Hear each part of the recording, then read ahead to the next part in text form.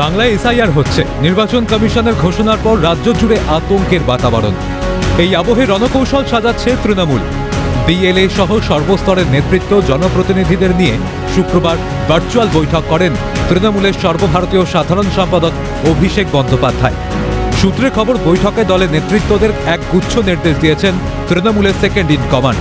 সেই মতোই দক্ষিণ কলকাতার ইকবালপুরে বিএলএ 2-দের নিয়ে মিটিং করলেন কলকাতা পুরসভার মেয়র তথা পুর ও নগরোন্নয়ন মন্ত্রী ফিরহাদ হাকিম। সংবাদ মাধ্যমের মুখোমুখি হয়ে ফিরহাদ বলেন, কোনো বৈধ ভোটারের নাম যাতে বাদ না যায়, রাজনৈতিক দল হিসাবে তা দেখা কর্তব্য।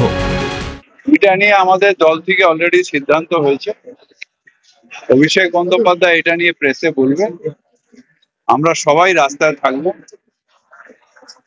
একটাও যাতে জেনুইন ভোটার বাদ না হয় সেটা দেখা রাজনৈতিক দল এবং বাংলার দল হিসেবে আমাদের কর্তব্য। ইতিমধ্যেই শুরু হয়েছে ম্যাপিং এর কাজ। বৈঠকে যে বিষয়গুলি উঠে এসেছে তার মধ্যে একটি হলো ম্যাপিং এর কাজ ঠিকমতো হচ্ছে কিনা। ফিরহাদ হাকিম বলেন, এমন অনেক পরিবার আছে যারা 2002 সালে ভোট দিয়েছে অথচ ভোটার তালিকায় তাদের নাম নেই। সেগুলোকে বাড়ি বাড়ি গিয়ে চিহ্নিত করা হচ্ছে এবং পদ্ধতিগত ত্রুটি রয়েছে কিনা সেদিকে নজর রাখা হচ্ছে। একটা হলো ম্যাপিং ঠিক মতন হয়েছে কিনা। প্রচুর ফ্যামিলি দেখা যাচ্ছে যারা 2002 সালে ভোট দিয়েছে অথচ যেটা ফর্মটা ডাউনলোড করা হচ্ছে এখন তাদের নাম নেই।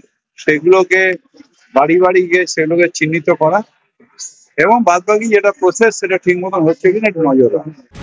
বলা বাহুল্য, এসআইআর বিরোধিতায় বারবার সরব হয়েছে তৃণমূল।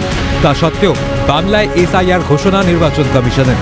তবে হার মানতে নারাজ রাজ্যের শাসক দল। সাধারণ মানুষের পাশে থেকে গণতান্ত্রিক অধিকার সুনিশ্চিত করতে তৎপর শীর্ষ নেতৃত্ব। রাজীব নস্করের রিপোর্ট, ক্যালকাটা নিউজ।